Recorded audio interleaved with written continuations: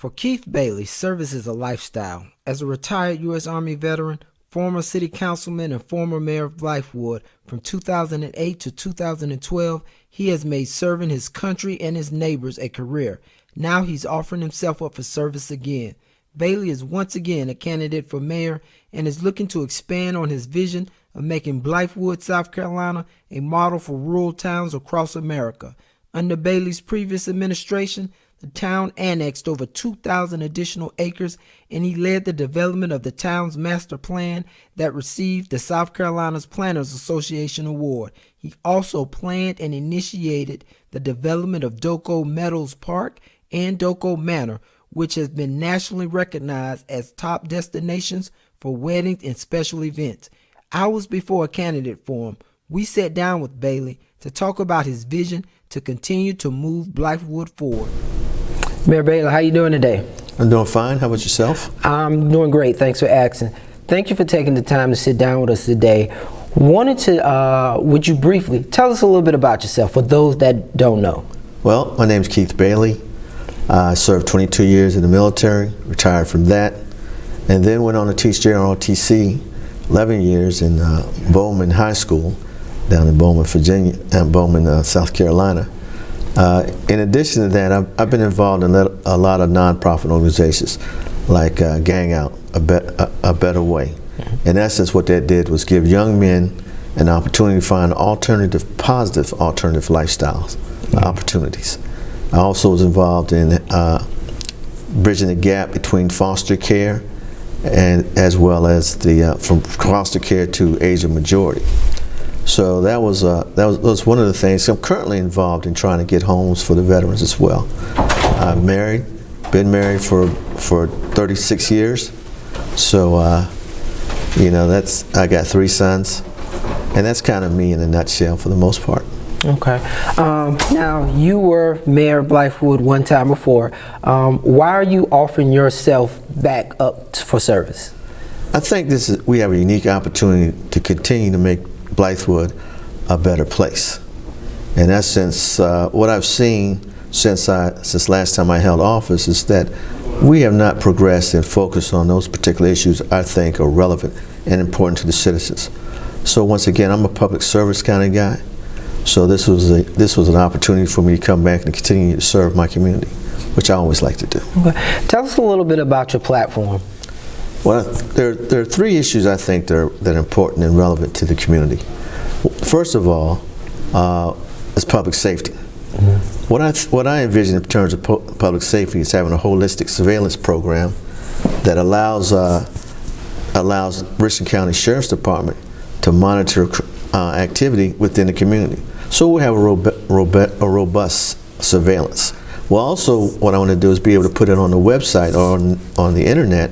So for an example, let's say you're out of town and you call back and your wife says, well, I'm going to Food Line and it's 9 o'clock at night.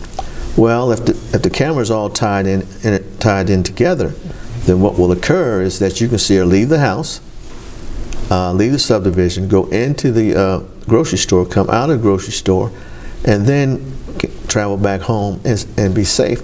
And that just kind of puts your worries, that kind of calms your worries as well. So I think that's important. Also, the response time needs to improve here. While walking around talking to citizens, they've expressed that it takes an enormous amount of time for the Richland County Sheriff's Department to respond to their calls.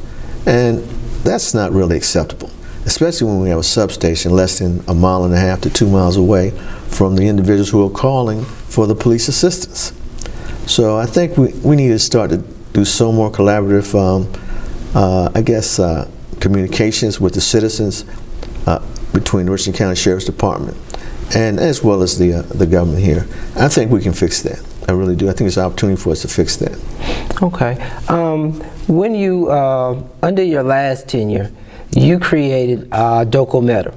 I know it took a lot to get that done, but you got it done. Tell us a little bit about that process and why did you think that was an important thing to do? And that's an excellent question, number one. I saw that as the community leader, number one, we need to have a place that the community come together and fellowship and get to know each other in terms of neighbors. I said we need to have a central focus and that focus ought to be a park which would serve both old and young folks. Let's say mature folks and young folks. So it would serve them. But I thought that this would be the catapult for us to be able to do other things, like the manor that we're currently in here. We want to have a place that families could come and have weddings and perhaps homecoming or other activities, family activities. So I thought that was important. And I saw a unique opportunity because before the park was here, before Doko Meadows was here, it was just woods and a cement factory. And that was just an eyesore. I said, well, look, we can turn something that's not really attractive into something beautiful and something that will give us an opportunity to be able to share with our neighbors and friends. Okay. This Doko Meadows, needless to say, was an innovative idea. If elected mayor, what other innovative ideas do you have? Well, let's see what's next. I always ask myself that question in every endeavor. So what? So what's next? Not just so what? So what's next? So next thing I briefly talked about was was having a safety net in terms of public safety. But the next idea we want to have is to be able to have a pedestrian mobility corridor around the circumference of the town itself. In as much as that will give us an opportunity for our citizens to use that path, to walk and do some social engineering, improve their health, walk and talk to their neighbors. And also every half a mile or so, a quarter mile or so, we have a kiosk that you take your phone out and it'll tell you something about the history of Blythewood, as well as something that's maybe an indigenous species or plant life in that area. So you'll get to learn and converse at the same time. And we already have the plans for that. That's about a 6 mile trek. Okay. Mayor Bradley, thank you for taking time to sit down with me. Before I let you go, if you could talking to the voters now, why should they vote for Keith Bailey? Oh, that's simple.